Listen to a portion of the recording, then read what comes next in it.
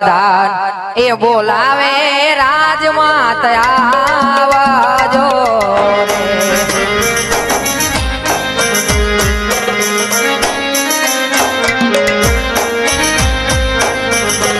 એ આવો તમે રાજને દરબાર પરધાન એ બોલાવે રાજમાત આવજો રે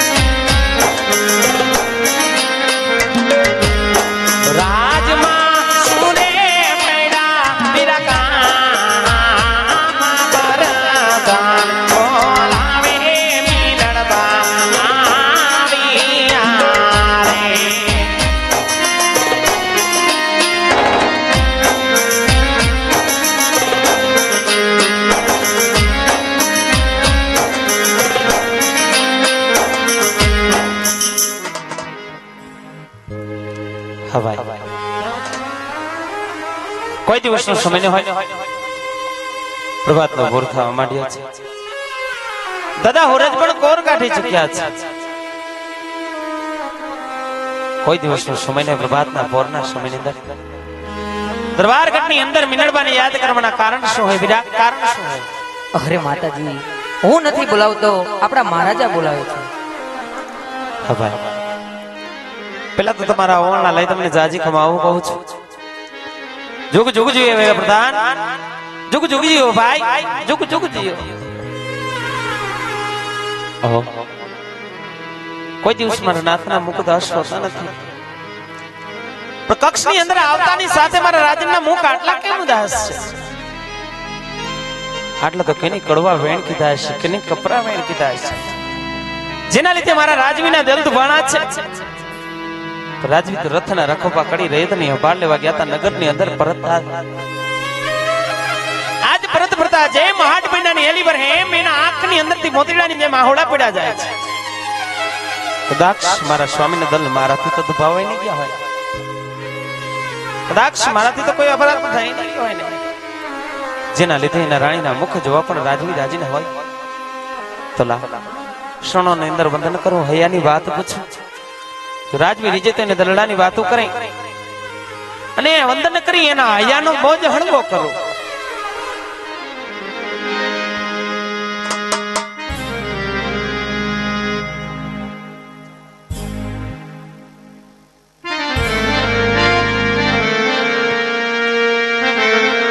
હિયા દે સતી દે આવીને રાયના શરણે નામે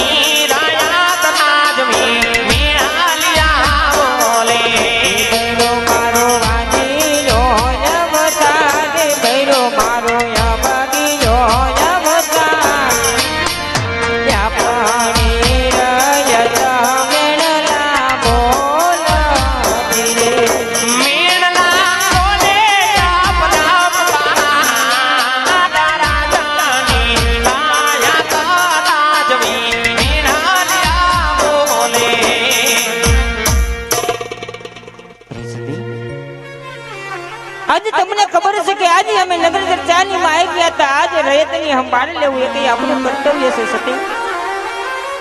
આજે રયત તો આપણા દીકરા સમાન કહેવાય છે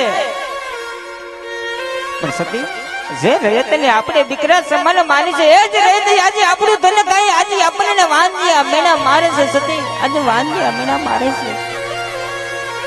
અરે સતી આજે હવે મારે આવા વાંધ્યા મેણા થઈને થતા નથી સતી. હવે મને જંગલો જંગલ જવા દો, શિવની ભક્તિ કરવા દો સતી. સત્ય વાત છે સ્વામી. આપ કહી રહ્યા છો કે આપણી ભોકંગરની રયત આપણને આજ અપરંપાર મેળા બોલે છે. આજ આપણું જ ધન ખાય આપણને અપરંપાર મેળા બોલે છે. અરે હા રાણી, છતાં પણ રાજપૂત આપણે કોઈ દિવસ આપણી રયતને દુખી કરી નથી હો. રયતના દુખે હંમેશા આપણા દલડા વલોવાયા છે, આપણા મનડા વલોવાયા છે.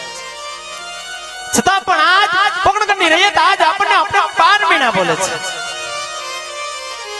સ્વામી કદાચ દીકરો એના બાપને બે માથા બેન કીધી ને તો બાપને ઓછો ન લગાડાય, કારણ કે પણ પોતાનું સંતાન કહેવાય છે.